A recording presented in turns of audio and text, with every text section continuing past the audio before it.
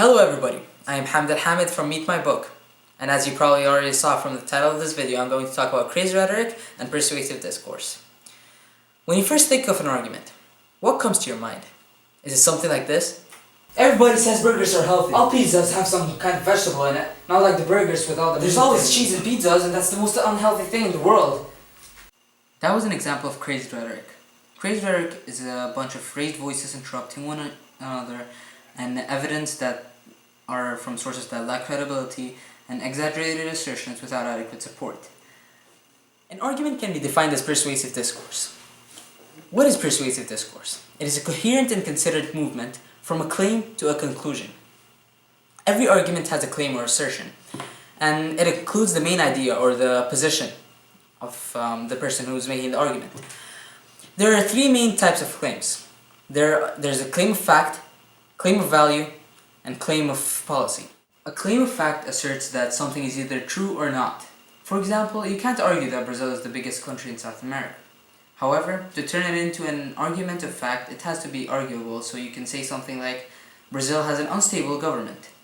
And second type of claim is the claim of value, and it is saying whether something is good or bad, right or wrong. For example, saying that Ronaldo is the best football player in the world, your criteria for best player are strictly personal. Another person could argue that Messi carries the award for best player in Europe, and therefore he's the best. A claim of policy is basically proposing a change, for example, wanting your parents to allow you to spend more time with your friends. An argument of policy usually includes all types of claims: fact, value, and policy.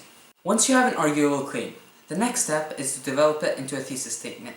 And you do that by making a thesis statement, of course, and there are three types of thesis statements: a closed thesis statement, an open thesis statement, and a counter-argument thesis statement. A closed thesis statement is when you state the main points of an argument and all the major points that the writer is going to speak about. For example, this is a closed thesis statement. The Hunger Games is the best fictional series of the decade because of its simple yet thrilling plot, relatable characters, and unique setting.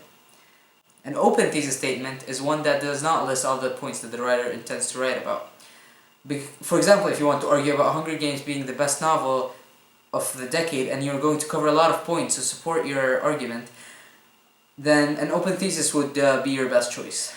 Counter-argument thesis statement is one in which the counter-argument is being presented in the beginning of the thesis. And this might make the argument seem more reasonable and stronger. And this is an example of how your counter-argument might look like. Although there were other great fictional novels written in the last decade, the Hunger Games series tops all of them with its simple yet thrilling plot, relatable characters, and unique setting. Once you have your thesis, the next step is to back yourself up with some evidence that is accurate, sufficient, and relevant. There are two main types of evidences, and the first one is first-hand, which consists of personal experience, current events, and anecdotes, which are stories that you have either experienced, observed, or just heard about. The next one is second-hand evidence, and it can also be divided into three categories: quantitative evidence that can be supported with any numbers and statistics, expert opinion, or historical information. Because you might end up committing a fallacy.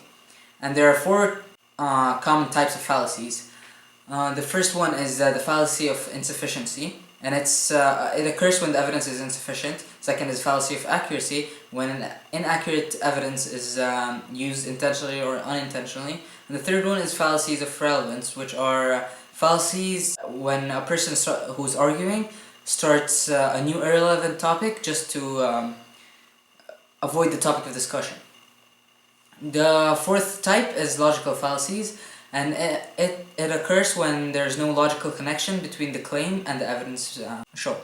There are other subtypes of fallacies, such as the false dilemma, the strawman fallacy, and the ad hominem fallacy. There is one classic way to shape an argument, and it consists of an introduction, narration, confirmation, refutation, and a conclusion. If you want more information about argument in general, check the mind map on my website. If you like this video, please don't forget to subscribe, like, share, and watch my previous videos. Thank you, this was Hamid from Meet My Book.